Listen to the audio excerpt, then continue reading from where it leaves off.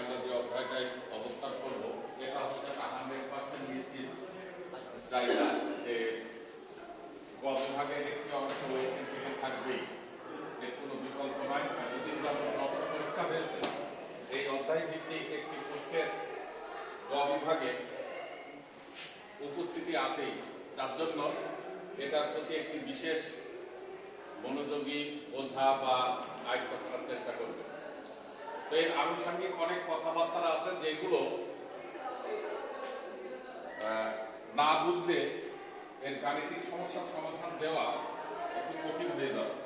তো সেই আলোকে কথাগুলোকে বলছি আমি একটু মানে বিষয়গুলোকে ঘুরিয়ে নেওয়া বা বোঝার মানসিকতা থাকবো করে।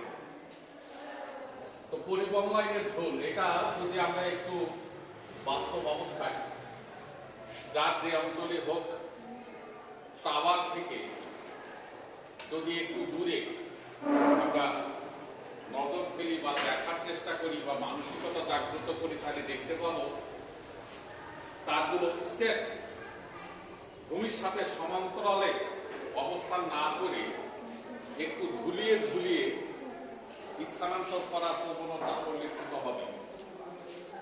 এই যে এইভাবে কেন বা এইভাবে দেওয়ার যুক্তিকতা কি, কতটুকুই বা দেবো, কেনই বা দেবো, তারই যে ইঞ্জিনিয়ারিং ভিউ পয়েন্ট সেটাই হবে আমাদের আলোচনা। তাহলে আমরা বাস্তবে এখন দেখেছি, নিশ্চয় না দেখার কিছু নাই।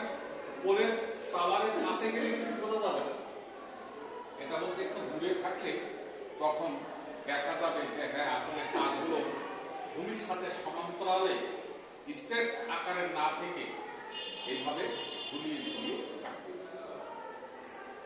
তো আমাদের ডিজাইনে এই ঝুলে থাকার প্রবণতা, ঝুলে থাকার কারণ, ব্যাখ্যা ইত্যাদি আমরা দুইটা ভাগে ভাগ করে নিয়েছি। একটা হচ্ছে সমতলে এদের ঝুলের অবস্থা। সমতল বলতে আমাদের এই অঞ্চলটাকে বলা হচ্ছে, অর্থাৎ ভূমি সমতল যে জায়গাগুলো সেখানে। আরেকটা হচ্ছে অসমতল, যেমন পাহাড়ি অঞ্চল, এটা একটা। আরেকটা অসমতল হয় সেটা হচ্ছে পোলের উচ্চতার পার্থক্য করলেও অসমতল বিরাজ করবে। সেটা যখন আমরা ওই অধ্যায় ভিত্তিক আলোচনায় যাব তখন একটু দেখাবো। এমত অবস্থায় আমরা দুইটা অঞ্চল যদি ভেঙে নিই, যে একটা হচ্ছে সমতল ভূমির ক্ষেত্রে অর্থাৎ আমরা যারা এই প্রত্যন্ত অঞ্চলে অবস্থান করছি এরা, আর একটা হচ্ছে পার্বত্য চট্টগ্রাম অর্থাৎ পাহাড়ি অঞ্চলে যদি হয় তাহলে কি হবে। সেই জন্য ঝুলের দুইটা ভাগ দেখিয়েছি, একটা হচ্ছে সমতল আর একটা হচ্ছে অসমতলের ঝুলের প্রবণতা। উভয় ক্ষেত্রেই বিষয়গুলোর ক্ষেত্রে সমতলের ক্ষেত্রে কি হবে, অসমতলের ক্ষেত্রেই বা কি হবে।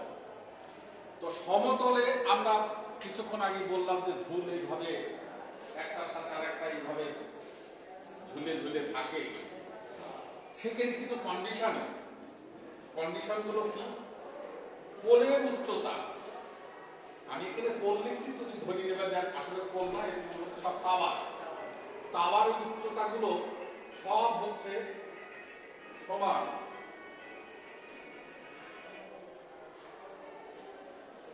যে আর যে অবস্থান থেকে থাকুক না কেন, প্রতি মিটার তারের ওজন সমান। এই কথাটা খুব বোঝার বিষয়, এগুলো আমাদের আলোচনায় যখন আমি বলবো। আর ভূমি সমতল এই কথাটা বললাম। আর অসমতলের ক্ষেত্রে কি, পোলের উচ্চতা অসমান, আর এক লেভেলে থাকবে না, হাইটের পার্থক্য হয়ে যাবে। প্রতি মিটার তারের ওজন সমান, উভয় ক্ষেত্রে একই কথা। ভূমি অসমতল, তার মানে ব্র্যাকেটে লিখে দিয়েছি পাহাড়ি অঞ্চল যদি হয়।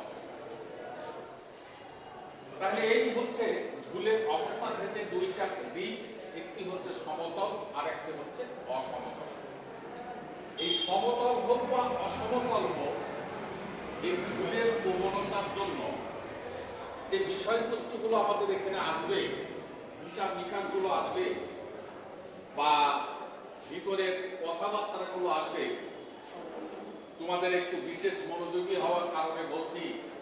এমনই একটি অধ্যায়ের আলোচনা আজকে আমাদের শুরু হলো, যে আলোচনাটা ইলেকট্রিক্যাল টেকনোলজির কোনো আলোচনা নয়, এটা সম্পূর্ণরূপে মেকানিক্যাল ডিজাইন। এটা এটা কোনো ইলেকট্রিক্যালি কোনো রাশিমালার উপস্থিতি বা বিষয়বস্তু এখানে থাকবে না, সম্পূর্ণরূপে মেকানিক্যালি বিষয়বস্তু এখানে অবস্থান করবে।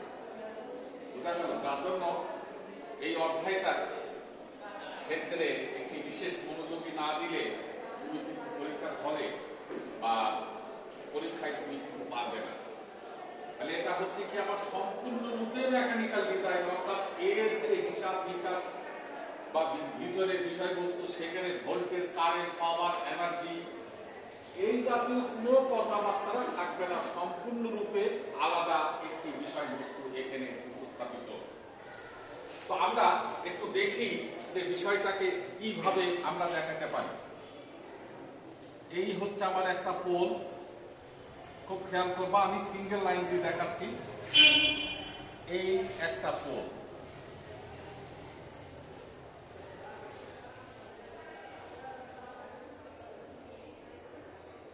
এই হচ্ছে আমার তারের অবস্থান। এটা আমরা কিভাবে দেখতে পাবো? যদি দূর থেকে তাকিয়ে দেখি তাহলে এই ধরনের অবস্থা আমরা দেখতে পাবো। বুঝতে পারছো কথাটা? এখন এই পোল আর এই পোলের মধ্যবর্তী যে দূরত্ব, তার নাম হচ্ছে স্প্যান।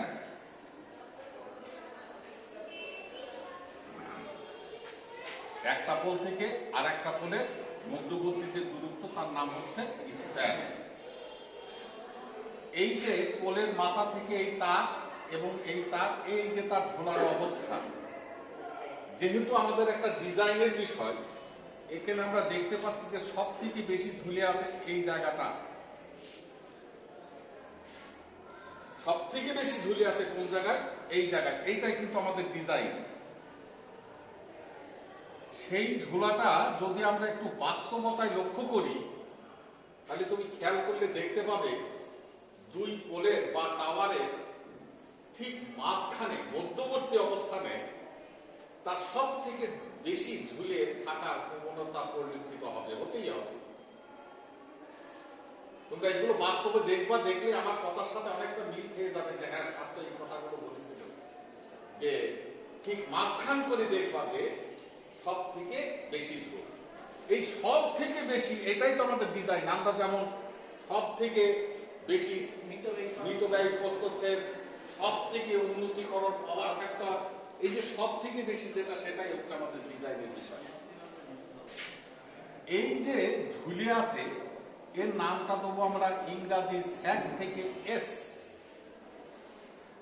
এটা মূলত একটা উলম্ব উচ্চতা, সেই উলম্ব উচ্চতাটাকে আমরা নাম দিলাম কি?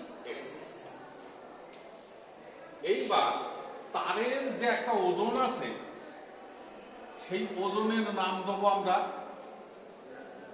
W KG per metre.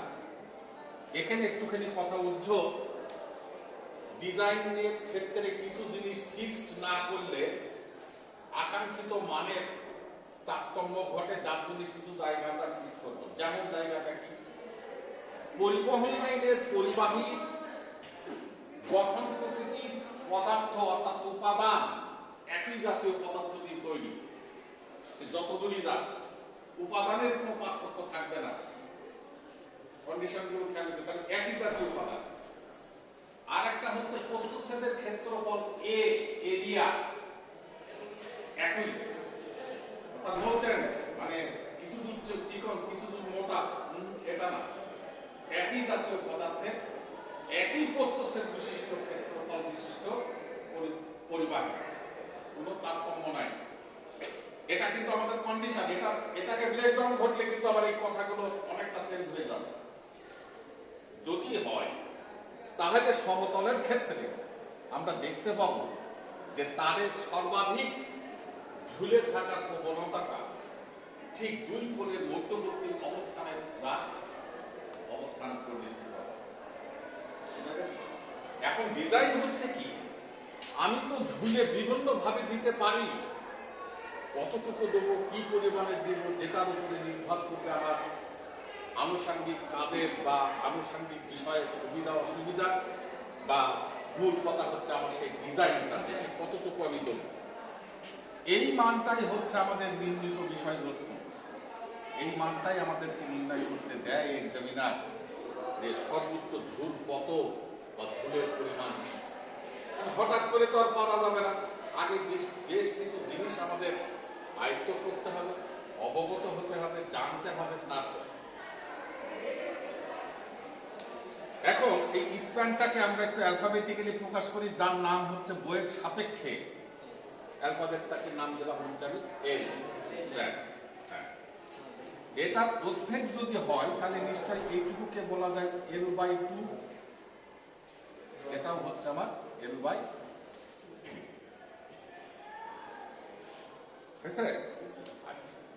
এবার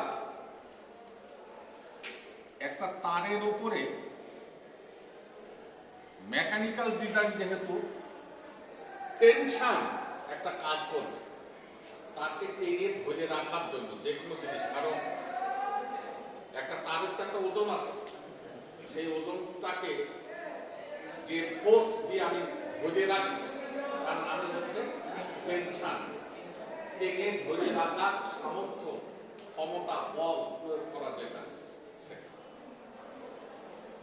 দিয়ে আমার এখানকার একটা ক্যালকুলেশন কি আসে, সেই জিনিসটাকে বইয়ের সাপেক্ষে না দেখায় আমরা অ্যাপ্লাইড মেকানিক্স, তোমরা মেকানিক্স করেছো না, সেই মেকানিক্সের সহায়তায় আমরা এই হিসাবটাকে করব।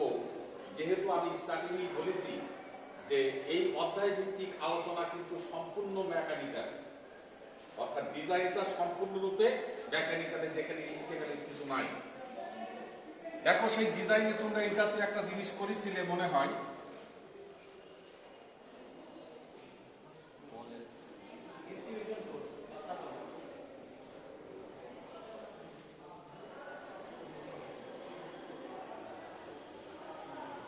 কি লিখলাম এটা? প্রতি মিটারে 10 কেজি করে বল দেয়া আছে, ওজন আছে। এইবার দুইটা সাপোর্ট,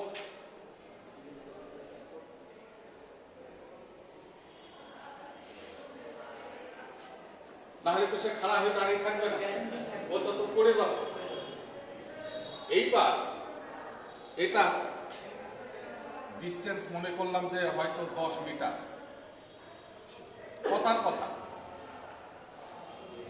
এইবার দেখো ওজন কর্তৃক একটা মোমেন্ট তৈরি হবে, ওজনের একটা মোমেন্ট তৈরি হবে। সেই মোমেন্টটা কি হয়? ফোর্স, মানে এই যে ওজন, তাহলে মোট ওজন কত? তাহলে মোট ওজন হলো, কাজ করবে কোথায়? তাহলে এটা ওজন কর্তৃক সৃষ্ট মোমেন্ট হবে কিনা, কি বুঝতে পারছো কথাটা? তাহলে এখানে রেজাল্ট যা হয় হোক, আমরা জিনিসটাকে বুঝতে পেরেছি কিনা? প্রতি মিটারের ওজন 10 কেজি, তাহলে মোট ওজন কত? 10 মিটারের 100 কেজি। এর মোমেন্টটা কাজ করবে কোথায়? ঠিক তার মাঝখানে। তাহলে 10/2 মানে এর অর্ধেক পজিশন। এটা কিন্তু তার ডিজাইন, এইটার উপরে ভিত্তি করে কিন্তু আমার আগাইতে হবে। এইবার এই সেন্সটাকে যদি তারের ক্ষেত্রে নিয়ে আসি, তারের গঠন প্রকৃতির কি পরিবর্তনের কথা বলেছিলাম? তারের উপাদান এক, তারের প্রস্থের ক্ষেত্রফল এক। তাহলে এইভাবে তার যদি তার সৃষ্টি থেকে শেষ অবধি যায়, যেখানে যে জায়গাটাই হোক না কেন, যদি আমি 1 মিটার তারের ওজন করি, স্টার্টিং এ যা পেয়েছিলাম ফিনিশিং এও তাই হবে। তার অর্থ হচ্ছে যে প্রতি মিটার তারের ওজন হচ্ছে আমার সমান। এখানে 10 কেজি পার মিটার লেখা আছে, তার মানে কি 1 মিটারে 10 কেজি, পরের মিটারে কি 20 কেজি নাকি? না, ওইভাবেই তার কিন্তু বৃদ্ধির মাত্রা, অর্থাৎ শেষ মুহূর্ত পর্যন্ত তার 10 কেজি প্রতি মিটারে তার ওজন পাওয়া যায়। এইবার এইটাকে যদি আমি তার মনে করি, তার, তাহলে কথাটা এক দাঁড়াবে। মনে করলাম তার প্রতি মিটারের ওজন W কেজি। আমি W জানি না, কথা কি আমার কথা বোঝা যাচ্ছে? যে প্রতি মিটারের ওজন কি ডব্লিউ কেজি। এইবার এখান থেকে এইটার ডিসটেন্স কত 10 মিটার। এইবার সর্বোচ্চ ঝুল কোথায় এখানে, এখান থেকে এইটুকু ডিসটেন্স কত L/2 মিটার। এইবার দেখো তো এই ওজন কর্তৃক ঠিক এই নীতি অনুযায়ী আমি কি তার মোমেন্ট বার করতে পারবো কিনা। W ইনটু L/2 তার মানে হয়ে গেল তার মোট ওজন। ঠিক এই সেন্সে যদি লিখি W ইনটু 10 মানে কি লেন্থ, মানে W ইনটু L/2 তার মানে কি এই প্রতি মিটারের ওজন W কেজি, L/2 মিটারের ওজন কত W ইনটু L/2। এবার মুভমেন্টের জন্য কাজ করবে কোথায় L/2/2 L/2 এর অর্ধেক, তাহলে কি হচ্ছে L/2 এর অর্ধেক এটা না, এটা বুঝতেই পারছেন। আরে টোটাল না, সর্বোচ্চটা যেখানে ওটা তো মোট স্প্যান, মাঝখানটাকে আমার কাউন্টিং, আমার হিসাবটা কোথায় মাঝখানে না, বললাম কি যে ঝুলটা কোথায়। আরে বাবা ঝুল তো এখানেও আছে, কথা ক্লিয়ার করি। ঝুলটা তো পোলের মাথা থেকে তার শুরু হয়েছে, তার তো সব জায়গার ঝুলই ব্যাগ করতে পারে, অসুবিধা নাই। আমি এখানে কোনটাকে প্রাধান্য দেব, সর্বোচ্চ যে জায়গাটা, সেই জায়গাটা সর্বোচ্চ জায়গাটা কোথায় মাঝখানে, এই জন্য মাঝখানটাকে আমি নিয়ে আসছি। কি কথা কি ক্লিয়ার হচ্ছে? তাহলে এই নীতি অনুযায়ী আমি নিশ্চয় পরিবাহীর ক্ষেত্রে তার সর্বোচ্চ ঝুলের জন্য সৃষ্ট মোমেন্ট যেটা সেটা নির্ণয় করতে পারবো। তাহলে এখন এটা আসলো কি W/L²/8। দেখো তোমার 8 হয় কিনা, 2 দুগুণে 4, 4 দুগুণে 8। এইটা হচ্ছে তার সেই মধ্যাকর্ষণ জনিত ত্বরণের কারণে তার একটা তো ওজন আছে, সে করবে কি নিচের দিকে ধাবমান হওয়ার চেষ্টা করবে। এইবার সম্পূর্ণরূপে ধাবমান হবে না, এর আবার এন্টি একটা ফোর্স ওখানে কাজ করবে, ফলে সম্পূর্ণটা আমরা হতে দেবো না, নাকি একদম তার মাটি দিয়ে ঠাকায় নিয়ে যাবো, ওটাও তো ঝুল। তো ওটা তো আমরা হিসাবে নিকাশে নিয়ে আসবো না, যেটা দেখতে পাচ্ছি, যেটা বাস্তবতা, যেটা সুবিধা দিচ্ছে সেই বিষয়টাকে প্রাধান্য দিচ্ছে। তাহলে W/L²/8 এটা হচ্ছে মধ্যবর্তী অবস্থানে তারের ওজন কর্তৃক সৃষ্ট মোমেন্টের মান পেয়ে গেলাম। এইবার দেখো মোমেন্ট আরেক জায়গায় আছে, সেইটা হচ্ছে কি এই যে তারকে টেনে ধরে রাখার জন্য একটা ফোর্স ক্রিয়েট করছি না আমি, বোঝো কিন্তু এবার এটার নাম কি টেনশন, তারকে টেনে ধরে রাখা। মোমেন্টের অ্যাকচুয়ালি দেখো একটা সংজ্ঞা আছে, মোমেন্ট কি বলে, force into perpendicular distance is called moment. তাহলে ফোর্স কোনটা টি, আর পারপেন্ডিকুলার ডিসটেন্স কি দেখো লম্ব এস। তাহলে টেনশনের জন্য ওই ফোর্সও একটা প্রয়োগ করছে টি ইনটু এস, এটাও দেখো একটা মোমেন্ট। বুঝা গেল? কি হলো, ও চাবি, আচ্ছা আমি দিয়ে আসছি, দাঁড়াও দিয়ে আসছি, এই চাবিটা দিয়ে আসো। ফোর্স ইনটু পারপেন্ডিকুলার ডিসটেন্স এটাও মোমেন্ট হয়েছে তো। এইবার একটা ওজনের মোমেন্ট পেয়েছি, আর তাকে টেনে ধরে রাখার জন্য একটা মোমেন্ট পেয়েছি। এই দুইটা মোমেন্ট সমান হবে যে বিন্দুতে, উহাই হচ্ছে সর্বোচ্চ ঝুল বিন্দু। এর যদি একটু তারতম্য হয়ে যায় তাহলে সর্বোচ্চ ঝুল বিন্দু আর হবে না, গোলমাল। এবং এটা যে মাঝখানে মাঝখানে হয়েছে, আমরা হিসাব করে দেখেছি যে আসলেই তো মাঝখানে হচ্ছে সব জায়গায়। কখন সর্বোচ্চ ঝুল বিন্দুটা পাচ্ছি আমি, টেনশন কর্তৃক টেনে ধরে রাখার জন্য যে ফোর্স, ওর কর্তৃক যে মোমেন্ট, এই মোমেন্টটা আর ওজন কর্তৃক সৃষ্ট মোমেন্ট, এই দুইটা মোমেন্ট সমান হবে যখন বা যে বিন্দুতে উহাই হচ্ছে তারের সর্বোচ্চ ঝুলন বিন্দু, আর কোন জায়গায়। এরপরে যদি কম বেশি হয় এখানে হতে পারে, এখানে হতে পারে, এখানে যে কোনো জায়গা হতে পারে, কিন্তু ঠিক এই জায়গাতে হবে যখন দুইটা সমান হয়ে যাবে। তাহলে কারা সেই দুইজন সমান হচ্ছে? এটা হচ্ছে টেনশনের জন্য, আর একটা কি WL²/8, এইটা পেয়েছিলাম ওজনের জন্য। এটা মনে হয় বলছে না। তাহলে এখন দেখো এইটা সমান হয়ে গেছে সর্বোচ্চটা, আমার দরকার কি সর্বোচ্চ। তাহলে এবার দেখো S is equal to WL²/8।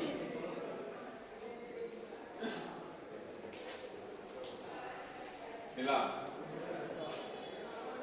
কিছু বোঝা গেছে? দুইটা জায়গা সিস্টেম মোমেন্ট, একটা ওজনের আর একটা টানা ফোর্স টেনশনের।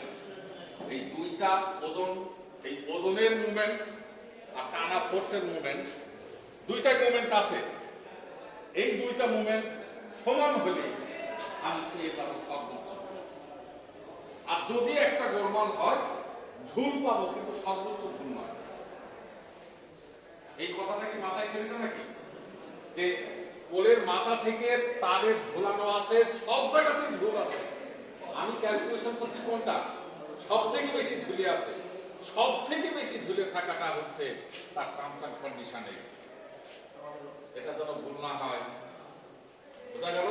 একটা হচ্ছে যে টেনশন কর্তৃক সিস্টেম মুভমেন্ট আর ওজন কর্তৃক সিস্টেম মুভমেন্ট, উভয় মুভমেন্ট সমান যে বিন্দুতে, উভয় তাদের সর্বোচ্চ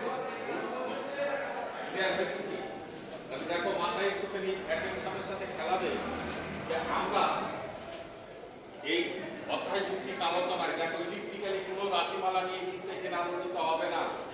এটা গোলাপ থেকে বলছি, যার জন্য একটু হিন্দু ধর্মী বিধায় তোমাকে ভিন্নভাবে মনোযোগী হওয়ার মানসিকতা জাগ্রত হতে হবে। একটু এদিক ওদিক হয়েছে তো আর কিছু মিলাতে পারবে না, যার জন্য একটু খেয়াল করি। তাহলে সর্বোচ্চ ঝুল S, এটা আমরা পেয়ে গেলাম WL²/8T। এসটা কি? ঝুল, কিন্তু কোন ঝুল বলবো? এটা সর্বোচ্চ ঝুল। এমনি ঝুল কিন্তু বললো না, তাহলে আর এটা এমনি ঝুল হবে কি? Is not equal. তাহলে যে কোনো জায়গা ঝুল হয়ে যেতে পারে।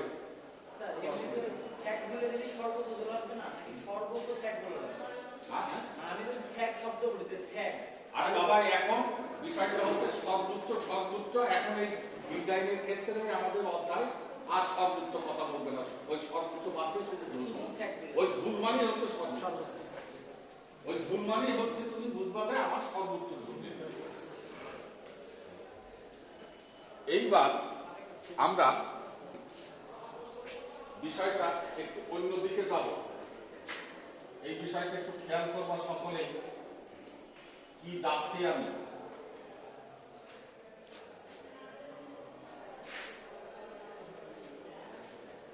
মানে সর্বোচ্চ ঝুলের ওই সমীকরণটা থেকে আমরা কি পাচ্ছি?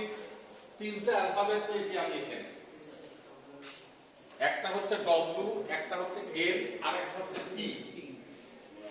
এই তিনটার সাথে আমাদের সম্পর্কটা, জ্ঞাতব্য ধারণা, সমস্যার সমাধান দেওয়ার লক্ষ্যে অবগত হওয়ার বিষয়ে অনেক বিষয়াদি খেয়াল রাখতে হবে, না হলে কিন্তু তুমি আটকে যাবে। তো প্রথম W দ্বারা কি প্রকাশ করা হচ্ছে? তারের ওজন। তারের ওজন। হ্যাঁ, কিন্তু এখানে খেয়াল করবা তারের ওজন এটা হচ্ছে 1 মিটার তারের ওজন। 1 মিটারটা হচ্ছে আমাদের ডিজাইনের ক্ষেত্রে স্ট্যান্ডার্ড। এর কম বা বেশি যদি থাকে তাও আমি 1 মিটারে সেটাকে কনভার্ট করে দেবো, কারণ আমার সূত্রের প্রতিপাদন প্রতি মিটারের ওজনকে কনসিডার করে নিয়ে। এই কথাটা আমরা বুঝতে পারলাম। প্রতি মিটার তারের ওজন, এটা হচ্ছে আমাদের স্ট্যান্ডার্ড। যদি কখনো সমস্যা সমাধানের ক্ষেত্রে এটা তারতম্য ঘটে যে 100 মিটার তারের ওজন দেয়া আছে বা 1 সেন্টিমিটার তারের ওজন দেয়া আছে, আমি মিটারে সেটাকে রূপান্তর করে দেবো, না হলে সূত্রটা সরাসরি ব্যবহার করতে পারবো না। তাহলে তারের ওজন এটা। এরটা কি বললাম? দূরত্ব, যার নাম স্প্যান। টিটা কি? টেনশন, টেনে ধরে রাখা যে বল, কার্যকরী বল সেটা। এইবার চেনা জানার লক্ষ্যে খুব ভালো করে আমরা আগে চিনবো। আচ্ছা, এটার সাথে সর্বোচ্চ ঝুলের সম্পর্কটা কি দাঁড়াচ্ছে? ডব্লিউর সাথে এস এর সম্পর্ক সমানুপাতিক, এল এর সাথে বর্গের সমানুপাতিক, টির সাথে হচ্ছে উল্টানুপাতিক। কথাগুলো নিশ্চয়ই বুঝতে পারছি। এবার খাস বাংলায় বোঝা কি, ওজন যত বাড়বে সর্বোচ্চ ঝুলও তত বেড়ে যাবে। স্প্যান অল্প একটু বাড়লে কিন্তু বেশি পরিমাণে বেড়ে যাবে। আর বর্গ যে মানে কথা বুঝতে পারছেন, 2 দোকানে 4, ও যদি 2 বাড়ে তাহলে 2 দোকানে 4 বেড়ে যাবে। ও যদি 3 বাড়ে 3 3 কে 9 বেড়ে যাবে। টেনশনটা কি হবে? উল্টানুপাতিক। তার মানে কি হবে? টেনশন যত বেশি হবে ঝুল তত কমে যাবে, টেনশন যত কম হবে ঝুল তত বেড়ে যাবে। দেখো এটার বাস্তবতা একটু বেশি বলি। তোমরা শীতকালে যে এখন অনেক জায়গাতে অনেক বাসা বাড়ি বা যার যেখানে দেখবা যে জামা কাপড় নাড়ার জন্য একটা তার ব্যবহার করো না, তার উপরে দাও তুমি। খেয়াল করে দেখো, কিন্তু এখানেও কিন্তু টেকনোলজি আছে। তুমি তারটাকে কিভাবে আটকে রাখো? হয় দুইটা খুঁটির সাথে, না হয় ওয়ালের সাথে পেরেক মেরে কোনো একটা জায়গা। তারটাকে যদি একদম স্ট্রেট টান টান করে রাখো, নাকি একটু হালকা লুজ দিয়ে রাখো? কেন লুজ দিয়ে রাখো?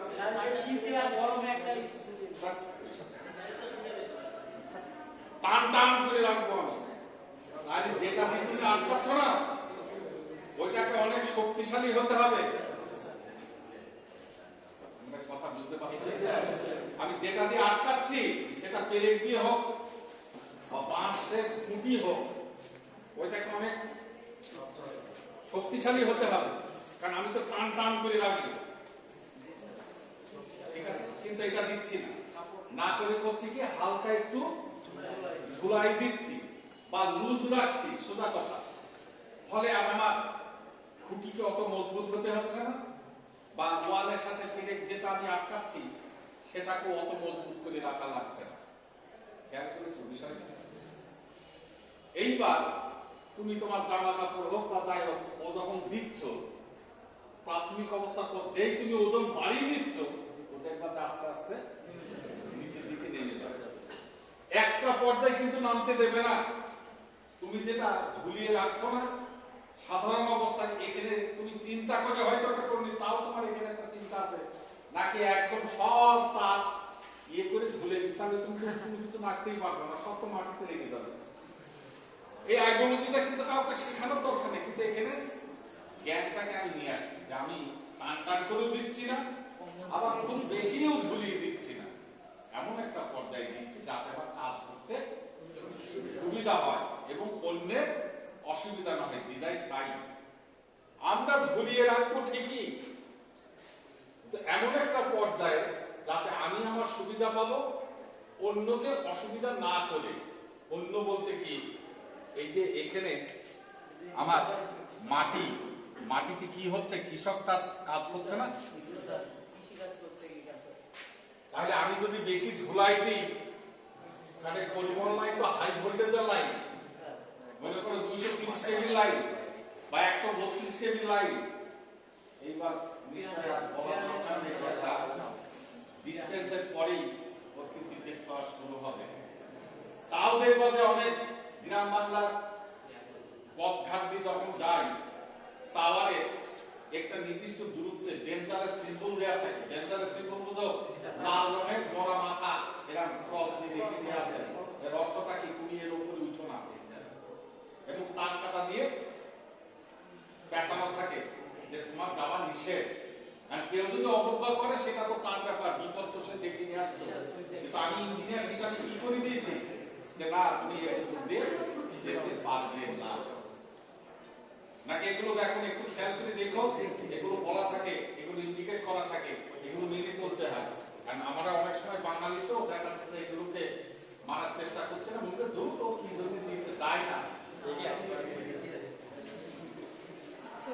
তো যেটা বলছিলাম, বাস্তব অবস্থায় তাদের যত ওজন দেবা ও তখন নিচের দিকে বোঝা গেছে কথা। এই যে এখানে টান টান করে যদি আমি দিতে পারতাম, সুবিধা অসুবিধাগুলো চিন্তা করতে হবে, তাহলে আমার সাপোর্টিং তাকে টেনে ধরে রাখার জন্য যে জায়গাটা এটা অনেক মজবুত হতে হবে। এটা একটা প্রাকৃতিক দুর্যোগ। প্রাকৃতিক দুর্যোগ বলতে দুই রকমের, টেম্পারেচার রাইজ এন্ড টেম্পারেচার ফল, এটাই প্রাকৃতিক দুর্যোগ, আর কিছু না। এর ভেতরে ভেরিয়েশন হচ্ছে বিধায় আবহাওয়াটাকে আমরা ঋতু আকারে বিভিন্ন নামকরণ করে নামকরণের অবস্থায় পাচ্ছি। যেমন আমরা সাধারণত আমাদের ষড়ঋতু বলি ঠিকই, কিন্তু ইফেক্ট দুইটা, একটাকে বলি গরমকাল আর একটা শীতকাল। নির্ভর করছে কোথায়? তাপমাত্রার উপর। তাপমাত্রা বৃদ্ধি আমরা বলছি গরমকাল, তাপমাত্রা হ্রাস বলছি যেটা শীতকাল। এই তাপমাত্রার ফল এবং রাইজের ভেতরে মাত্রার উপরে নির্ভর করে আবার আবহাওয়াজনিত তারতম্য ঘটে যাবে। যেমন কি এখন ফল করছে টেম্পারেচার, টেম্পারেচার যদি ফল করে এর থেকে কি বেশি ফল করতে পারে না, বেশি হ্রাস পেতে পারে না? যেমন ওই যে রাশিয়ায় এখন যেটা ঘটছে, কিছুদিন আগে ঘটে গেল, বরফ তুষার, অর্থাৎ রাস্তাঘাট সব সাদা হয়ে গেছে, কোনো কিছু আর দেখার মতো কিছু নাই। সেখানে কি হচ্ছে? সেটাও তো বিশ্বের একটা দেশ। সেখানে হচ্ছে কি, তাপমাত্রা হ্রাস পেতে পেতে যখন জিরোর সন্নিকটবর্তী হওয়ার প্রবণতা পরিলক্ষিত হয়, তখন কিন্তু তুষারপাত হয়। বুঝতে পারছি জলীয় কণাগুলো না, এগুলো চোখে দেখা যাবে না, যাতে গাহাত পা সব ভিজে যাওয়ার মতো অবস্থা হয়ে যাবে, এটা হচ্ছে তুষারপাত। টেম্পারেচার জিরোর কম যখন হয়ে যাবে, -1, -2, -3 এটসেট্রা, তখন এবার সে আরো ঘনীভূত হতে থাকবে। জলীয় কণাটা বেশি করে ঘনীভূত হবে। ঘনীভূত বুঝতে পারছো তো? যে আস্তে আস্তে সেই তুষারটা কঠিন হয়ে যাবে, যার নাম আমরা বলবো বরফ। এবার ও আরো কঠিন হতে থাকবে, -20। এবার কঠিন বরফ, মানে যেটাকে হাতুড়ি দিয়ে যেমন ভাঙো না, এইভাবে ভাঙতে গেলে তুমি সেই বরফকে ভাঙতে পারবে না, এত কঠিন। সেই সমস্ত দেশ আছে আমাদের বিশ্বে। এই কথাটা বোঝা যাচ্ছে? এবার এটা গেছে কি টেম্পারেচার হওয়ার কারণে, তাহলে আবহাওয়ার তারতম্যজনিত এই জলীয় কণাটা তার অবস্থার পরিবর্তন ঘটাচ্ছে, এবং সে যতদূর পর্যন্ত আছে ততদূর পর্যন্ত সে তার অবস্থানের পরিবর্তন ঘটাবে। অর্থাৎ যত জোন আছে সে রাস্তাঘাট, গাছপালা, বিল্ডিং, নদী, নালা কিচ্ছু রাখবে না, সব বরফ হয়ে যাবে। বুঝতে পারছো কথাটা? কুষ্টিয়া পলিটেকনিক এই চত্বরে যদি এখন -20°C হয়, চারিপাশে যা দেখছো না, মনে হবে গাছপালা সব সাদা, পুকুরের পানি বরফ হয়ে পড়ে আছে -20°C। কথাটা বুঝছো? এই আশপাশের তারা কিছু দেখলাম, তারের উপরে সাদা আস্তর পুড়ে যাবে বরফে, অর্থাৎ যেগুলো বাইরে আছে সবগুলোর উপরে বরফে আস্তর। এটা একটা দিক। এবার তার উল্টা দিক কি? টেম্পারেচার রাইজ, টেম্পারেচার যদি বৃদ্ধি পায়। এই ঠিক আমাদের এই ষড়ঋতুর দেশে বাংলাদেশের প্রেক্ষাপটে ঠিক ফেব্রুয়ারি, মার্চ, এপ্রিল, মে, জুন, জুলাই, আগস্ট এটসেট্রা পজিশন আমাদের কি হবে? টেম্পারেচার রাইজ হচ্ছে। এই টেম্পারেচার রাইজের একটা পর্যায়ে দেখো আবহাওয়ার তারতম্য হয়। কি তারতম্য হয়? বাতাসের গতিবেগের তারতম্য ঘটে যায়। এই বাতাসের গতিবেগের তারতম্যের কারণে আমরা যেটাকে বলি ঝড় হওয়া, ঘূর্ণিঝড় হওয়া, টর্নেডো হওয়া, আইলা ফাইলা হ্যান্ডান ইত্যাদি যে বিভিন্ন নামকরণ আছে এই ঝড়ের নাম দিয়ে খালি। উভয়টাই নির্ভর করছে কিসের উপরে? উইথ রেসপেক্ট টু টেম্পারেচার, যেটা কন্ট্রোলিং অথরিটিকে সৃষ্টিকর্তা। কারণ ক্ষমতা নেই এই জায়গাটা কন্ট্রোল করে রাখে। সূর্যের তাপমাত্রা কেউ কি কন্ট্রোল করে রাখার ক্ষমতা আছে? এই আমাদের ইঞ্জিনিয়ারিং ভিউ পয়েন্টে ইলেকট্রিক্যালে এই সব থেকে খারাপ জায়গা হচ্ছে রেজিস্ট্যান্স, যার একটি বিশেষ নির্ভরশীলতা হচ্ছে টেম্পারেচার। এই টেম্পারেচারের তারতম্য হলে কিন্তু রেজিস্ট্যান্স উল্টা পাল্টা হওয়া শুরু হয়ে যাবে। ও উল্টা পাল্টা হওয়া মানে সব জায়গা উল্টা পাল্টা করে দেয়।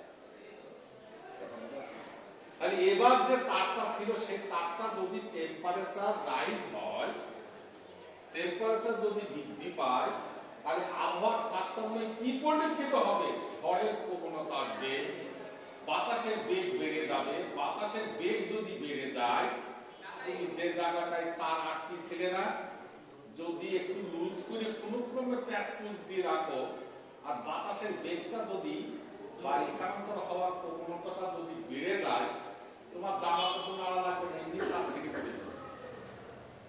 ঘটনা এমন যে তার কেটে গেছে বা ছিঁড়ে গেছে বা কে ছিঁড়ে দিয়েছে? ঘুটি ছিঁড়ে দিয়ে গেছে না? না, কে ছিঁড়ে দিয়ে গেছে?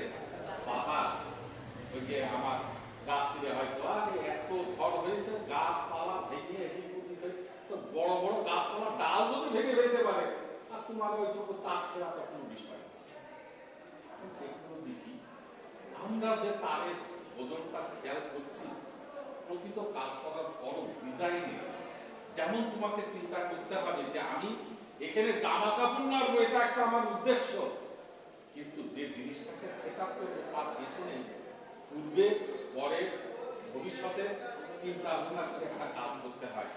সেই কাজটাই হচ্ছে ডিজাইন। আমরা যে তারটা দিয়ে হ্যাঙ্গিং করি শক্তি স্থানান্তরের জন্য, সেই তারের উপরে প্রাকৃতিক দুর্যোগ, আবহাওয়াজনিত তারতম্য, অন্যের অসুবিধা যাতে না হয়, সব দিকে চিন্তা করে আমাকে তারটা স্থাপনার কার্যাদি শেষ করতে হবে। আবল তাবল ভাবে সেই লক্ষ্যে আমাদের এই সর্বোচ্চ ঝুলের মানদণ্ড নিরূপণের জন্য সব থেকে গুরুত্বপূর্ণ একটি ফ্যাক্টর যেটা হচ্ছে তারের ওজন। এই ওজনটা শুধু উপাদান দিয়েই শেষ, আমি কিছুক্ষণ আগে তো বলেছিলাম উপাদান, এখানেই কিন্তু শেষ নয়। তারপরে ইফেক্ট আসলো কি? আবহাওয়াজনিত তারতম্য। কি আবহাওয়াজনিত তারতম্য? তাপমাত্রা বৃদ্ধি এবং হ্রাস ঘটলে আবহাওয়ার যে পরিবর্তন হয়, সেই পরিবর্তনের ইফেক্ট আবার ওই তারের উপরে পড়বে। বোঝা গেছে? সেই ইফেক্ট গুলো আমাদের ডিজাইনের ভেতরে আসবে। অত জটিল না, মোটামুটি একটু খেয়াল করলেই হবে।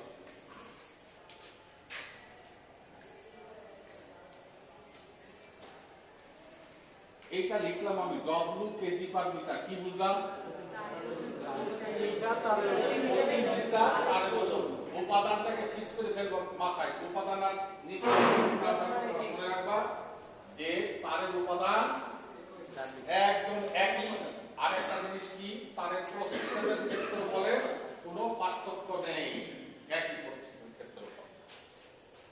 এই ওজনটার নাম দেবো তারের মোট ওজন। যেটা হচ্ছে কি, তার মোট ওজন। কি নাম? ডব্লিউ কেজি পার মিটার, প্রতি মিটার। প্রতি মিটার না বুঝলেও যদি শুধু ডব্লিউ কেজি বুঝি বলি, তুমি খ্যাট করে মাথায় খেলাবা যে এটা হচ্ছে 1 মিটার তার। মানে যেহেতু বারবার আমি বলে দিচ্ছি, যার জন্য প্রতিবার আর এই কথাটা বলার দরকার হবে না। KG per metre, KG per metre, KG বললেই বুঝবো যে হচ্ছে প্রতি মিটার। এখানে যে মোট কথাটা লিখেছি না, এই মোটটাকে একটু বিশ্লেষণ করব।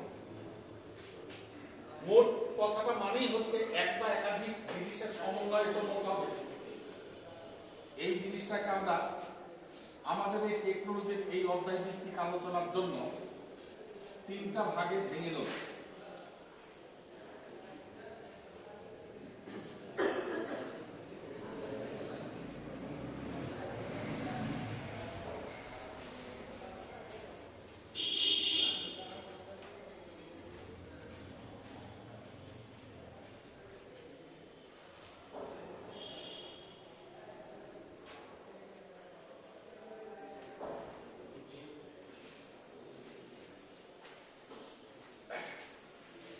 আমরা কিছুক্ষণ আগে একটা আলোচনা করছিলাম আবহাওয়াজনিত বিষয়, মানে তারতম্য যার উপরে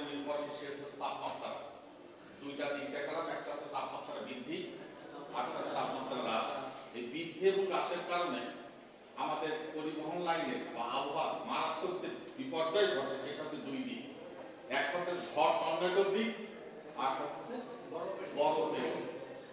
কি বুঝতে পারছো কথাটা? তাহলে এই দুইটা হচ্ছে সেই আবহাওয়ার তারতম্যজনিত। আর মূল জিনিস কোনটা? যে জিনিসটা দিয়ে আমি এই ডিজাইনটা করছি সেই পরিবাহী, পরিবহন লাইনের সেই পরিবাহী। এইবার এই মোট ওজনের তিনটা ভাগ। একটা হচ্ছে ডব্লিউসি, সাবস্ক্রিপ্ট নোটেশনে লেখা, হ্যাঁ, পরিবাহী নিজস্ব ওজন, ওয়েট অফ কন্ডাক্টর, পরিবাহী নিজস্ব ওজন।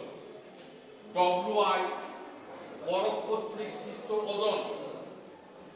ডব্লিউডব্লিউ, উইন্ড, বাতাস, আবহাওয়া মণ্ডল, এর দ্বারা তার ইফেক্ট, অর্থাৎ যেটা হচ্ছে ডব্লিউডব্লিউ। এই তিনটা মোট মান হবে এই ভ্যালুটা। কিন্তু এই মোট হচ্ছে সেই মোট নয়, এই মোটের আবার তারতম্য আছে। সেই তারতম্যটা একটু আমি দেখাবো, খেয়াল করি। এটা বলতে এই মোট মানে কি, যে WC plus WI plus WW. Sir এটা পসিবল না, কারণ এগুলো সব ভেক্টরিক্যাল মান। আর এটা এইভাবে পসিবল না স্যার। আগে কোন দিতে বেরো না, বইতে দেখে এসছো তাই ফটাফট ফটাফট মারছো। আগে কি বলি সেটা দেখো, তোমার এই কথার জবাব তুমি একটু পরে পেয়ে যাবে। আমি বলছি যে এই তিনটা মোট বললে, সাধারণত মোট বললে আমরা কি বুঝি? এই তিনটার যোগফল, এটাই হচ্ছে মোট। তাহলে আমি যেটা লিখেছি এইটা তার অর্থ। এবার মত পার্থক্য করে দিচ্ছি, বলছি যে না, আমাদের মোট, আমাদের হিসাব নিকাশ দুই ভাবে হয় ইঞ্জিনিয়ারিং ভিউ পয়েন্টে। একটা হচ্ছে স্কেলার পদ্ধতি, আর হচ্ছে ভেক্টরিক্যাল পদ্ধতি। যেখানে কোণ আছে সেই কোণগুলোকে নিয়ে একটা পদ্ধতিতে যোগ হয়, আর কোণ যেখানে নাই সেগুলো নিয়ে একটা যোগ বিয়োগ গুণ ভাগের পদ্ধতি হয়। যেখানে কোণ নাই তাদের যোগ বিয়োগ গুণ ভাগ হতো ছোটবেলা 6, 7, 8, 9, 10 এটসেট্রা এই ধরনের প্রতিষ্ঠানে। কিন্তু যখনই কোণ আসবে তখন যোগ বিয়োগ গুণ ভাগ আর ওই সাধারণ যোগ বিয়োগ গুণ ভাগ নয়, ওটা হচ্ছে ভেক্টরিক্যাল যোগ বিয়োগ। আমাদের এই মোট বলতে সাধারণ যোগফল নয়, এই যোগফলটা হবে হচ্ছে ভেক্টরিক্যাল যোগফল। অর্থাৎ এদের সাথে একটা কোণের অবস্থান বিরাজ করে আছে, সেটাই হচ্ছে দেখাবো, সেটাই হচ্ছে দেখা।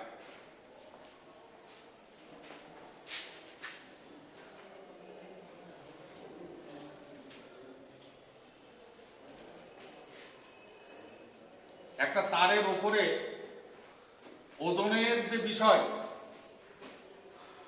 আবহাওয়া যদি তারতম্য কোনো কিছু না হয়ে থাকে, ফিক্সড টেম্পারেচার ফিক্সড, তাই তো ডিজাইন করা খুব সহজ ব্যাপার, কোনো তারতম্য নেই। কিন্তু ডিজাইন করতে হচ্ছে কি জন্য? ওই যে আবহাওয়া তারতম্যের কারণেই ক্ষণে ক্ষণে চেঞ্জ হচ্ছে টেম্পারেচার। এই তুমি রুমের ভেতরে এক রকমের দেখছো, একটু দূরে যাও আরেক রকমের, আরেকটু যাও আরেক রকম, মানে ঠিক নেই।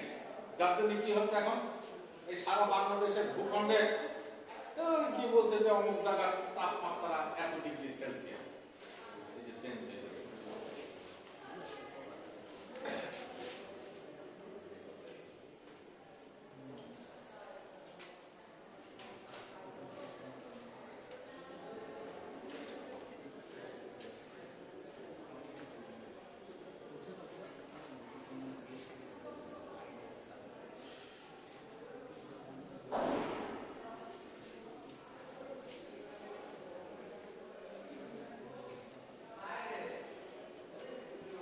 আমরা একটু খেয়াল করি, এই হচ্ছে পরিবাহীর একটা ক্রস সেকশন দেখালাম, তার যে কোনো একটা পয়েন্ট, যে কোনো একটা জায়গা।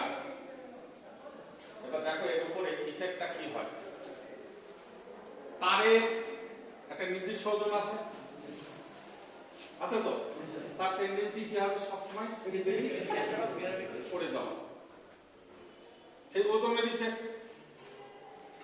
এইবার তার সাথে লিখেছি ডব্লিউআই, বরফ। কিছুক্ষণ আগে বলছিলাম এই পলিটেকনিক চত্বরটায় এখন যেটা আছে, মনে করলাম যে এমত অবস্থায় তাপমাত্রা -20 ডিগ্রি সেলসিয়াস, তাহলে আমার যে তার আছে তারটা দেখতে কেমন হবে? কেমন হবে, আরে মোটা যে কত হবে তাও বলতে পারবো না, আবার তার আকৃতিগত যে পরিবর্তন সে পরিবর্তন কি, ভেতরে তার আর চারিপাশে বরফ করে সে আকার ধারণ করেছে। এবার এই বরফের ওজন আছে না, তাহলে ওজন আর তারের যে নিজস্ব একটা ওজন ছিল, দুইটা ওজন একত্রে হয়ে বরফ কোনো ঝড় ঝাপটা হচ্ছে না, কিন্তু নিচের দিকে যাওয়ার প্রবণতা আরো বেড়ে যাবে। তাহলে সেটা কি ডাউনওয়ার্ড ডিরেকশন, ডব্লিউসি এবং ডব্লিউআই দুইটা মিলে কি ডব্লিউসি প্লাস ডব্লিউআই দেখা যাবে এটা। এইবার বাতাস, বাতাস কিভাবে চলাচল করে, নিচ থেকে উপরে, উপর থেকে নিচে, এটা হচ্ছে কি ভূমির সাথে সমান্তরাল ভাবে সে অবস্থান করে। তাহলে এই হচ্ছে আমার ভূমি। তাহলে ভূমির সাথে যদি সমান্তরাল হয় তাহলে জিনিসটা এমন দাঁড়াবে, এটা হচ্ছে বাতাসের আঘাত হানা, চাপ দেওয়া, বল প্রয়োগ করা, তার প্রবণতা। তাহলে সেই জিনিসটা দেখতে এমন। এইবার দেখো এই বাহু আর এই বাহু দুইটা একটা কৌণিক ডিফারেন্স সৃষ্টি করেছে, একে অপরের সাথে লম্বলম্বী অবস্থানে 90 ডিগ্রি হয়েছে। এইবার দুই বাহু সন্নিহিত 90 ডিগ্রি।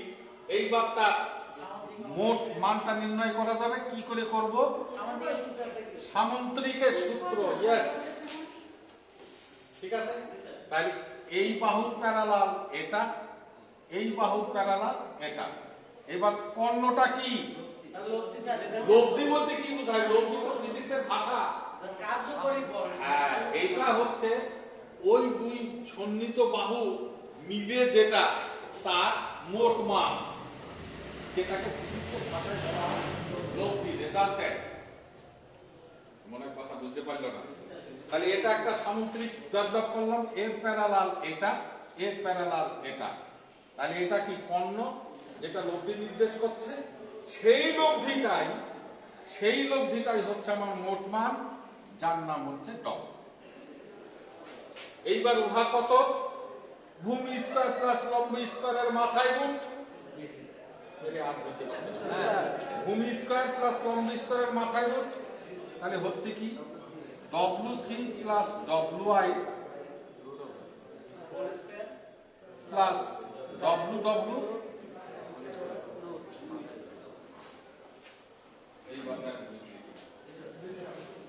ওই যে মোট যেটা বলছিলাম, এই মোট কিন্তু সাধারণ মোট নয়, যে WC plus WI plus W W, এটা মনে হয় এই তিনটা যোগ করলে মনে মোট ওজন হয়ে যাবে না।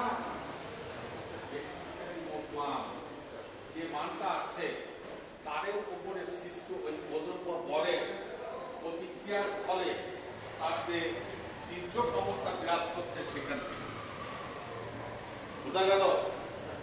তাহলে এখন ওজনে থাকলো কে, ডব্লিউসি, ডব্লিউআই, ডব্লিউ ডব্লিউ, পরিবাহী নিজস্ব ওজন, বরফ কর্তৃক সৃষ্ট ওজন, আর একটা হচ্ছে বাতাস আবহাওয়াজনিত তারতম্যের ফলে যেগুলো হচ্ছে সেইটা কর্তৃক সৃষ্ট ওজন। বোঝা গেল কথাটা? এইবার একটা একটা করে আবার আলাদা আলোচনা। তিনটা ওজন ক্লিয়ার হলো তো?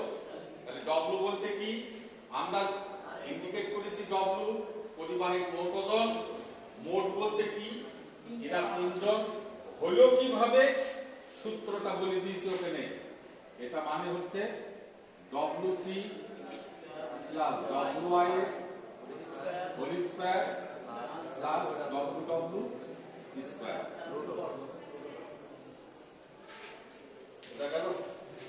এইবার এই তিনটা সম্বন্ধে আবার একটু সেপারেটলি আমাদের জ্ঞান অর্জন করতে হবে। যদি অনেক কথা বলছি তো, এগুলো সমস্যার সমাধান দিতে পারার লক্ষ্যে এত কথা, এত করার পর তারপরও হচ্ছে সমস্যার সমাধানে ঢুকে তাকে বিশ্লেষণ করে বুঝে নিয়ে কিন্তু কাজটা দিয়ে সম্পন্ন করতে হবে, না হলে তুমি চলে যাবা। কথাটা বুঝছো? যার জন্য হয়তো অনেক কথা মেমোরিতে রিজার্ভ হয় না, এটা মস্তিষ্কের দোষ, যে এই তাকিয়ে আছে কিন্তু মনোযোগী নাই, কোন দিকে মন পড়ে আছে তার ঠিক নেই। সেই জন্য বলছি যে কথাগুলোকে যতটুকু পারো আয়ত্ত করার চেষ্টা করবা, বোঝার মানসিকতা জাগ্রত করতেই হবে, কোনো বিকল্প নাই। এইবার আমরা একটা একটা করে বুঝব। প্রথমত double C, weight of conductor.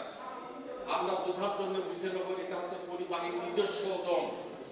আবহাওয়া ভারসাম্য যার উপরে এখনো কাজ করেনি, কেবলমাত্র ফ্যাক্টরিতে তারটাকে তৈরি করছে, এই ওজনটা নির্ভর করবে বলেছিলাম তারের উপাদানের উপরে, প্রস্থচ্ছেদের ক্ষেত্রফলের উপর। এখন এই দুইটা জিনিস আমরা ফিক্সড করে ফেলেছি। কি ফিক্সড করেছি? উপাদান একই জাতীয় দেবো, প্রস্থচ্ছেদের ক্ষেত্রফল একই রকম রাখবো। এই দুইটার যদি একটু ব্যতিক্রম কোনো জায়গায় কোনোভাবে আমি করে ফেলি, তাহলে সব কিন্তু ব্যতিক্রম হয়ে যাবে, আর তোমার মিলবে না। তাহলে সর্বোচ্চ ঝোলও তুমি আর মাঝখানে পাবে না, আর এত কথাবার্তা সব গোলমাল হয়ে যাবে। নাকি কথা বুঝতে পারলে না? যার জন্য ফ্যাক্টরির যে বিষয়টা সেটা ফিক্সড রাখলাম। প্রস্থচ্ছেদের ক্ষেত্রফল সেম, উপাদান একই জাতীয় পদার্থের দিয়ে তৈরি। এই জায়গাটা আমাদের কোনো তারতম্য থাকবে না। তারতম্য কে করবে? এক্সামিনার করবে। উপাদান সম্পর্কিত কথাবার্তা তোমার চেঞ্জ করে দেবে। উপাদানের কি চেঞ্জ করবে সে? যার ফলে আমার একই মোটা তার, একটা হচ্ছে কপার আর একটা হচ্ছে অ্যালুমিনিয়াম, দুইটাকে এক। তাহলে এই যে উপাদান চেঞ্জ করলাম, একটা অ্যালুমিনিয়াম আর একটা হচ্ছে কপার, 1 মিটার তার, একই প্রস্থচ্ছেদ, ওজন আলাদা। কাহিনীটা কি? উপাদানের কি হিসাব নিকাশ আসে এখানে? এই যে ঘনত্ব, একক আয়তনের ভর কপারের এক রকমের, অ্যালুমিনিয়ামের আরেক রকমের। নাকি বুঝতে পারছেন না? পদার্থের গুণগত মানে একক আয়তনের ভর চেঞ্জ না, এক একটা পদার্থের এক এক রকমের ঘনত্ব না। এটা খেয়াল রাখবা এক্সামিনার কখনো কখনো পরিবাহী ধর্মগুণ বৈশিষ্ট্যের আলোকে উপাদানের বৈশিষ্ট্য আলোচনার লক্ষ্যে কোন একটা পার্টিকুলার পদার্থে ঘনত্ব তোমার দিয়ে দেবে। এত কেজি পার মিটার কিউব, এত কেজি পার সেন্টিমিটার কিউব, এত গ্রাম পার সেন্টিমিটার কিউব, এটসেট্রা কোনো পজিশন। এটা কি জন্য দেয়া? এক্সামিনার তোমাকে টেস্ট করে দেখছে যে উপাদানের পরিবর্তন করলে এই ছেলে কি ওজন চেঞ্জ করতে পারে কিনা বা পারবে কিনা। তাহলে পরিবাহী পদার্থের উপাদানের উপরে নির্ভর করে, তার ঘনত্বের উপরে নির্ভর করে সৃষ্ট হবে হচ্ছে আমার পরিবাহী নিজস্ব ওজন। এই কথাগুলো আলোচনা করছি আমরা, সমস্যা সমাধানে ঢুকলে তখন এই কথাগুলো কে কিভাবে আসবে তখন আমি তোমাদেরকে বুঝাই দেবো। কারণ এখন যতই বলি তোমার মাথায় ভালো মানে খেলবে না, যার জন্য একটা সাম্যক আলোচনা করে যাচ্ছি আমি। এরপরে হচ্ছে বরফ। বরফের একটা ওজন আছে নিশ্চয়ই, একটা ওজন নেই। নির্ভর করবে কি আবহাওয়াজনিত তারতম্য কেমন। যেমন কিছুক্ষণ আগে বলছিলাম এই বাংলাদেশের এই ক্ষুদ্র ভূখণ্ডের কুষ্টিয়াতে যে টেম্পারেচার জাস্ট নাও, তুমি ঈশ্বরদী মাপো আর এক রকমের হয়ে যাবে, তুমি লালপুরে মাপো আর এক রকমের, রাজশাহীতে মাপো আর এক রকমের, উত্তরবঙ্গে মাপো আর এক। কি হচ্ছে ঘটনা? বাংলাদেশ কি চেঞ্জ হচ্ছে নাকি? এই যে তাপমাত্রার পরিবর্তনে তার যে পরিবর্তনটা হচ্ছে, এই পরিবর্তনের আলোকে ইফেক্টটাও পরিবর্তন হয়। যেমন বরফ, এটা কিভাবে পড়ে? তারের উপরে চারিপাশে সমভাবে বিস্তার লাভ করে কিন্তু বরফ পড়ে। মনে কথা বুঝতে পারছো না? এই হচ্ছে আমার তার, এর চারিপাশে হ্যাঁ সমপুরুত্ব বিশিষ্ট, নাকি একদিকে বেশি আর একদিকে কম হবে? এত ক্ষুদ্র পরিবর্তনে কিন্তু ওই পরিবর্তনটা পরিলক্ষিত হবে না। যদি হয় সেটা হচ্ছে অতীব ক্ষুদ্র তারতম্যের আলোকে, যেটাকে আমরা হিসাব নিকাশে নিয়ে আসবো। এটাকে ঠিক করবো কি? ও চারিপাশে সমানভাবে একই গুরুত্ব বিশিষ্ট বরফ পড়েছে।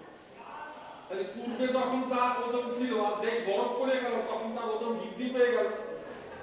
এই বরফের এই মানটা, এই ওজনটা নির্ভর করবে আবারও সেই ফিজিক্সের সেল বরফের ঘনত্বের উপরে।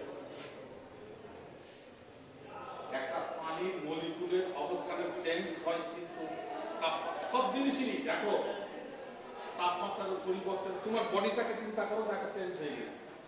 শীতের সংকুচিত হচ্ছে। এই যে এখন শীতের তোমারই বডি, হিউম্যান বডি চেঞ্জ হচ্ছে। আবার যেই দেখবা যে একটু মাঠে যাও, তুমি মুখ দিয়ে উচ্চারণ করতে থাকো, বাইরে কি ঠান্ডা রে, আবার ঘরের ভেতর ঢুকে যাওয়ার চেষ্টা করবা। কেন কথাগুলো বলছো? তোমার হিউম্যান বডি ঠিক যে ধরনের টেম্পারেচার সাপেক্ষে তোমার অবস্থানের পরিবর্তন হচ্ছে না।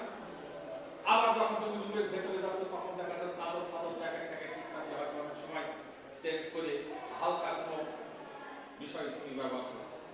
তুমি নিজে যেভাবে চেঞ্জ হচ্ছ না, এই বিষয়টা কিন্তু সব জায়গাতেই এইভাবেই যার জন্য বলছি কি, এই বরফের বিষয়টা এটা অবস্থা ভেদে তার পরিবর্তন, যে পরিবর্তনটুকু আমরা হিসাব নিকাশে নিয়ে আসবো তার ঘনত্বের উপর, এখানেও ঘনত্ব বিষয়, যে কি পরিমাণে বরফ দেওয়া ছিল, যার ফলে তার ঘনত্বের উপরে, তার একক আয়তনের ভরের উপরে তার ওজনটা সম্পূর্ণরূপে নির্ভর করে। কথা মানে বুঝতে পারছো না? ঘনত্ব বোঝো তো? ঘনত্ব বোঝো, একক আয়তনের ভর, এটা ফিজিক্সের ভাষা। বোঝাটা হচ্ছে তার একটা ক্ষেত্রফলের মধ্যে কি পরিমাণের জিনিস দেওয়া আছে, সেটা হচ্ছে তার ঘনত্বের কথা বল। সব থেকে বদমাইশ হচ্ছে আমাদের বাতাস, সেই তাপমাত্রা। এটা কি হয়, যে যা হয় তার কিছু কথা বাস্তবতায় বলেছি। বাতাসে অবস্থানের পরিবর্তনটাকে আমরা নামকরণ করি মাত্র। বাতাস হচ্ছে এমন একটা বিষয়, অলওয়েজ যার টেন্ডেন্সি হচ্ছে প্রবাহিত হওয়া, স্থানান্তর হওয়া, এক জায়গা থেকে আরেক জায়গায় চলে যাওয়া। যাচ্ছে নাকি যাচ্ছে না? যদি না যেত গেল না, পুষ্টা করে দিকে এসে আর গেল না, গেল না বাতাস।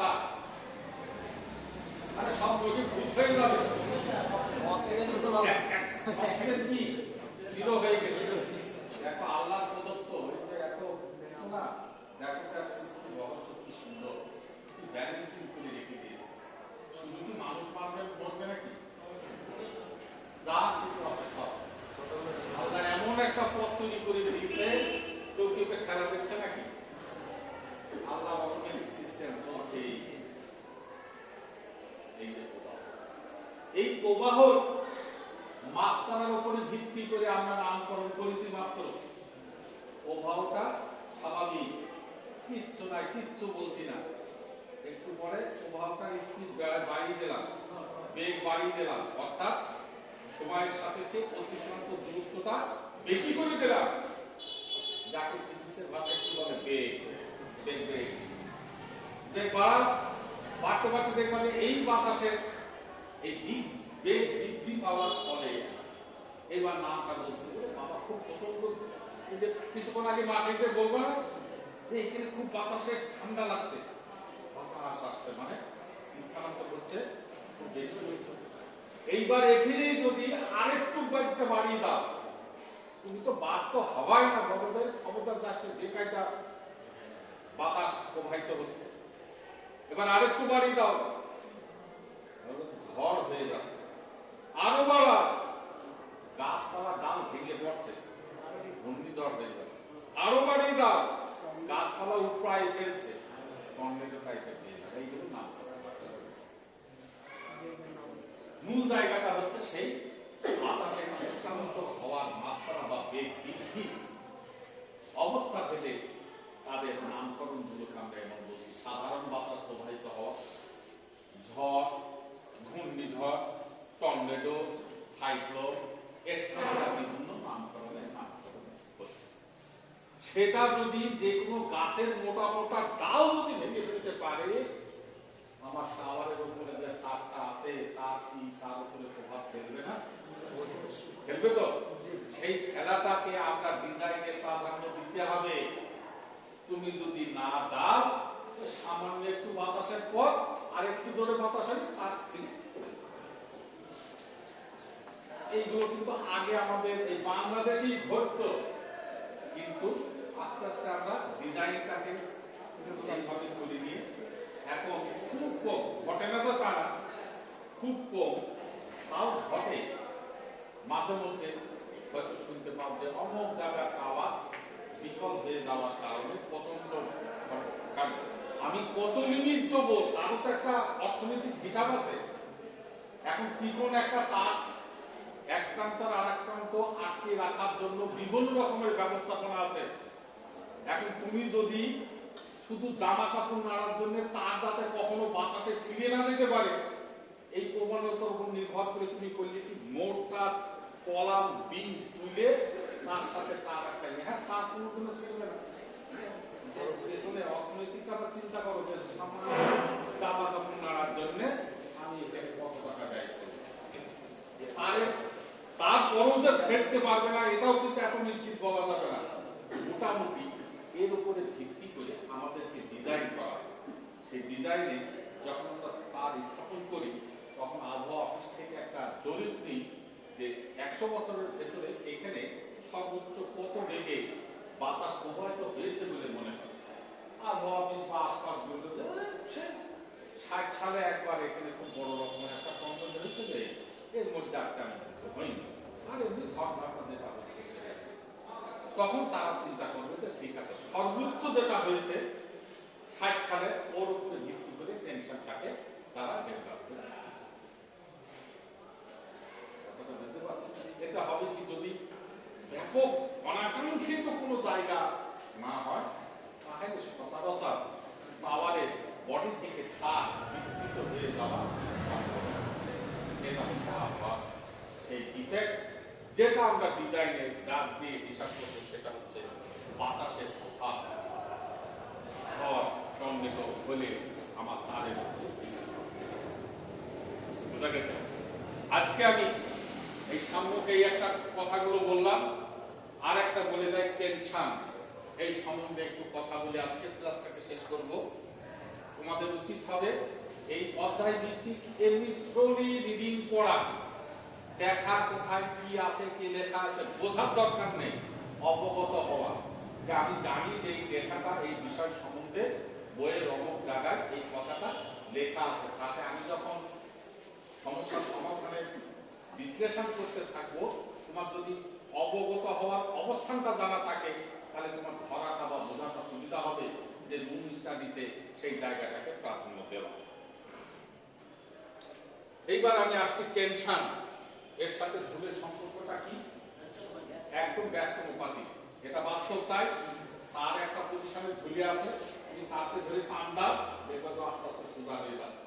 সোজা হয়ে যাওয়া মানে কি ঝুলটা কমিয়ে যাওয়া, তাহলে ইনভার্সলি প্রপোর্শনাল কথাটা তাই বোঝায়।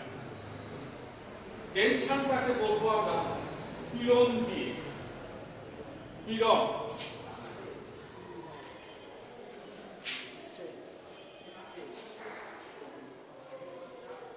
স্ট্রেস। দেখো এটাও কিন্তু মেকানিক্যাল ডিজাইনে তোমরা যখন অ্যাপ্লাইড মেকানিক্স করেছো এই ধরনের কথাবার্তা ছিল। এই পীড়ন হচ্ছে, আগে পীড়নকে চিন্তা, পীড়নটা কি? পীড়নটা কি? পীড়ন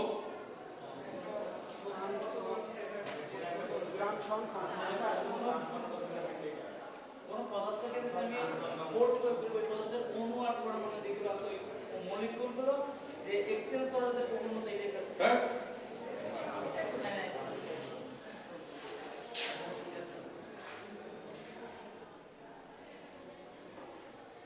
এই দুইটা বিষয়ের উপরে হচ্ছে পীড়ন। একটা হচ্ছে ক্ষেত্রফল আর একটা হচ্ছে যে সহ্য ক্ষমতা, ওজন। প্রতি একক ক্ষেত্রফলের উপরে প্রযুক্ত বল বা ওজন এর নাম হচ্ছে পীড়ন। প্রতি একক ক্ষেত্রফলের উপর, এগুলো হচ্ছে ফিজিক্স তার ভাষাটাকে বইয়ের ভেতরে এইভাবে উল্লেখ করছে, কিন্তু জিনিসটা কি ইঞ্জিনিয়ারিং কিন্তু এটা না। এই বিজ্ঞান আর ইঞ্জিনিয়ারিং এর বিষয়টা কিন্তু খেয়াল করো, বিজ্ঞানে যেভাবে বলে গেছে আর ইঞ্জিনিয়ারিং হচ্ছে তার বিশ্লেষণ করবে। আর তুমি যদি মুখস্থ করে লিকিউড গ্লাইডার, এটা ইঞ্জিনিয়ারিং হলো না, এটা নন টেকনিক্যাল হয়ে যাবে।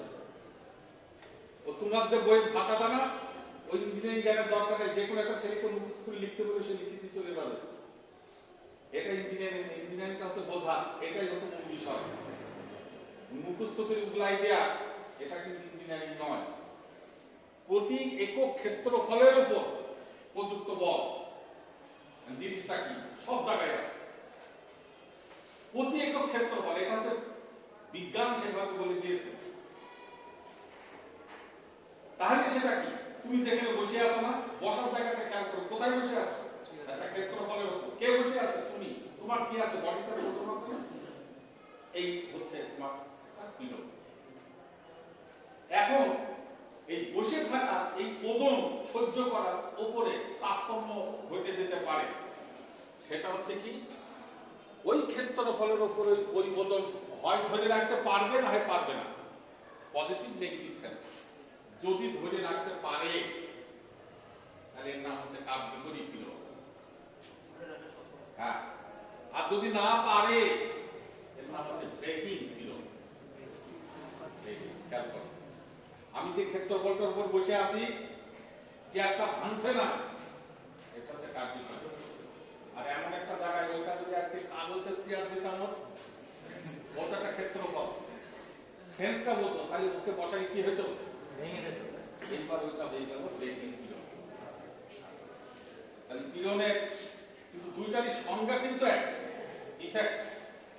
যতক্ষণ সে ধরে রাখতে পারবে নামটা তখন কি বলে ফেলবো? কার্যকরী। আর যদি ধরে না রাখতে পারে এইবার কি হয়ে যাবে? ব্রেকিং। এইবার আমাদের ডিজাইন হচ্ছে ব্রেকিং এর উপরে ভিত্তি করে ডিজাইন করা।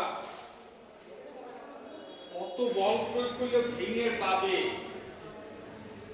ভেঙে যাওয়াটা তো আমাদের আকাঙ্ক্ষিত মান নয়, যাতে ভেঙে না যেতে পারে।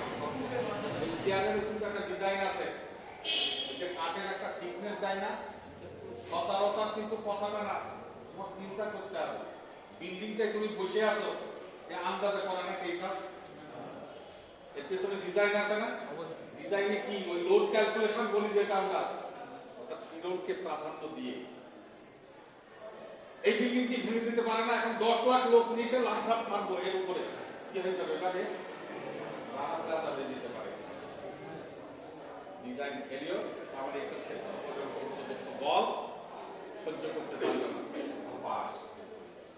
তার টানানো আছে, আমি ডিজাইন করে রেখে দিয়েছি যে সর্বোচ্চ এত।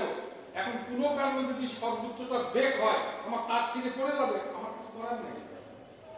তাই বলে তো আমি ওই তারের অর্থ, এর পেছনে একটা অর্থনৈতিক বিষয় তো আছে, আমার একাধটা টানার নাকি, তার ছিঁড়ে যাবে না, এত দেবো আমি, তারপরে আবার তো সেই ধরনের কনস্ট্রাকশনে মজবুত করতে হবে। এইবার ইঞ্জিনিয়ারিং 2 পয়েন্টে কি যাবে আমাদের এই সাবজেক্টে? সংস্থাপন খরচ বেড়ে যাবে অনেক বেশি।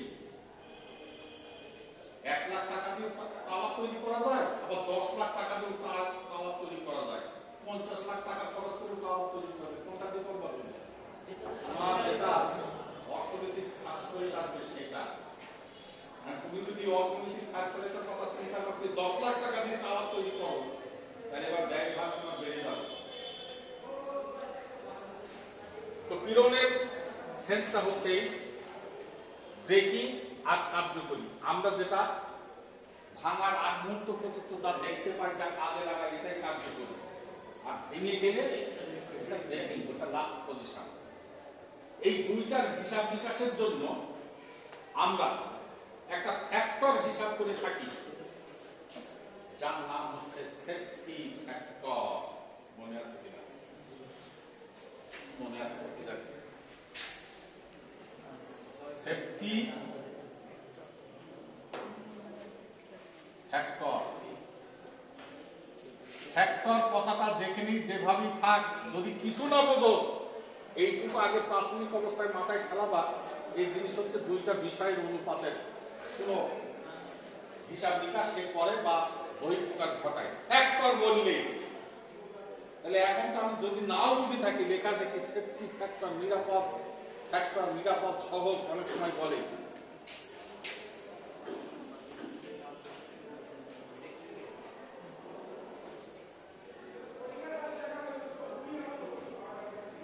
উভয় ক্ষেত্রে কি লাগানো আছে? পীড়ন, ব্রেকিং পীড়ন এবং কার্যকরী পীড়নের অনুপাত, এর নাম হচ্ছে সেফটি ফ্যাক্টর।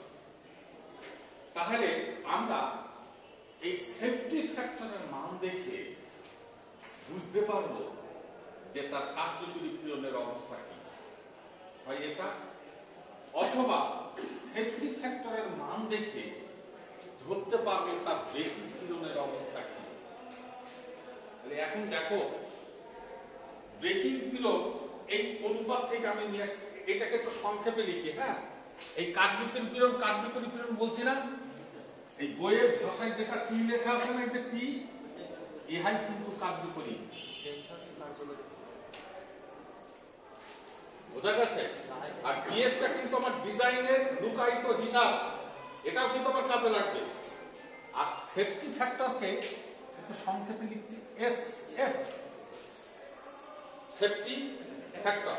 তাহলে দেখো ওই দুইটার ভারসাম্য যদি আমি বজায় রাখি, আচ্ছা ব্রেকিং কে বি দিয়ে প্রকাশ করি, তাহলে B S, breaking stress, subscript নোটেশনে লেখা। আর টি, তাহলে আমরা লিখতে পারি S F is equal to bs by t,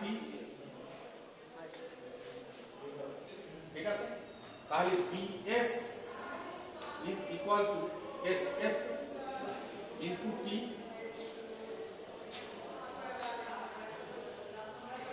এটা লেখা যাবে না?